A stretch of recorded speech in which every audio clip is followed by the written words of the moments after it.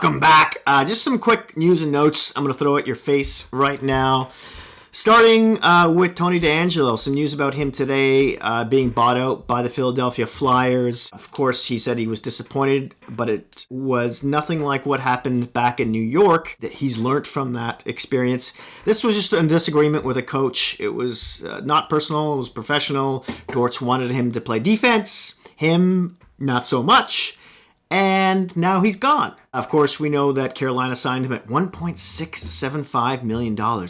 Say what you want about DeAngelo, but Brind'Amour seems to be the Tony whisperer because it just works there, and they're bringing him back. Now, in Philly, he had 42 points. 11 of those goals was a minus 27. In the year before that, with Carolina, he had 10 goals, 51 points, a plus 30. Of course, I believe they tagged Slavin to him most of the time, which made up for his defensive deficiencies.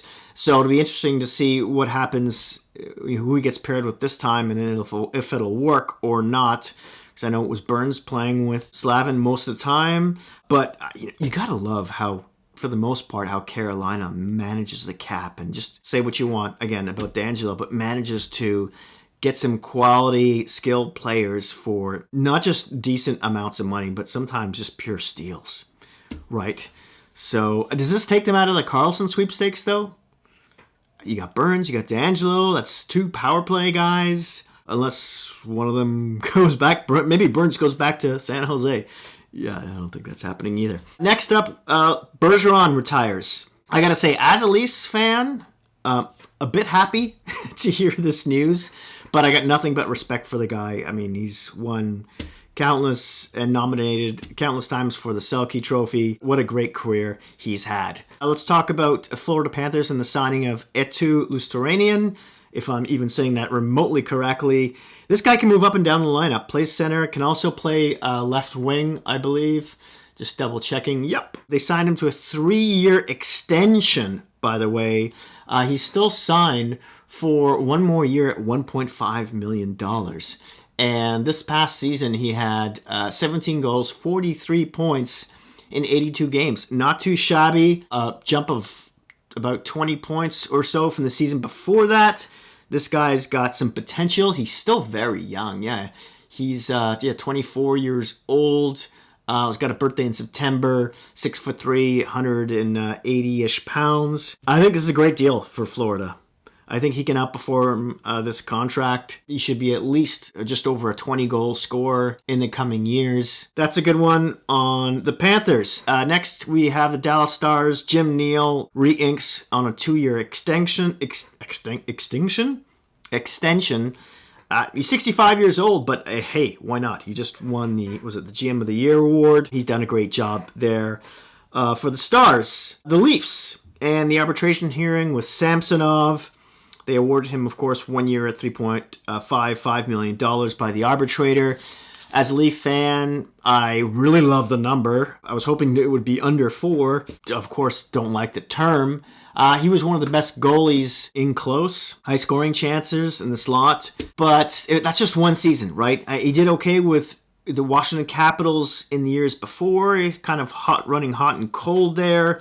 But I think you need to see more than 1 year from a player to give him much more money. And I know, yeah, $4.9 million, which what he was asking for, isn't a hell of a lot of money in this day and age. But again, the cap, the crunch, and the Leafs being way over now. I don't know what they're going to do besides throwing Muzzin on LTIR. Matt Murray, probably buy him out, but I still think there's some money left. Let's move on to the Kraken and the signing of Vince Dunn here at 4 years at 7.35 AAV. I feel this guy's a good defenseman. He had a breakout year last year. I just feel like he's about $1 million overpaid, don't you? So last season he had 64 points in 81 games, 14 of those goals, plus 28. Now, last season, his first with the Kraken, 35 points, minus 21. And he only hit the 35-point plateau once other time in his career, and that was with St. Louis like a few years ago. And in the playoffs in 14 games, 1 goal, 7 points. Not too shabby. I don't know.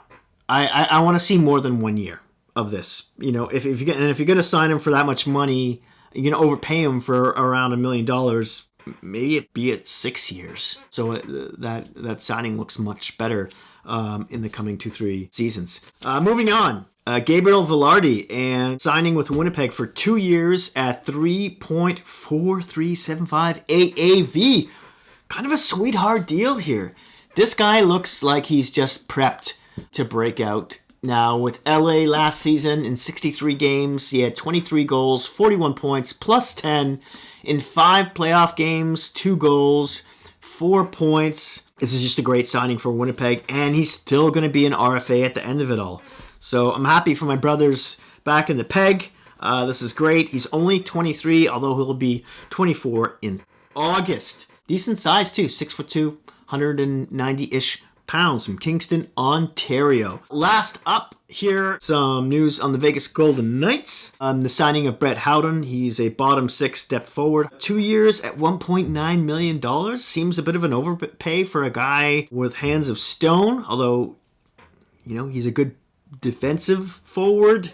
Then I looked a little closer at his contract, and for 23-24, they're paying him $775 plus $1.375 in bonuses.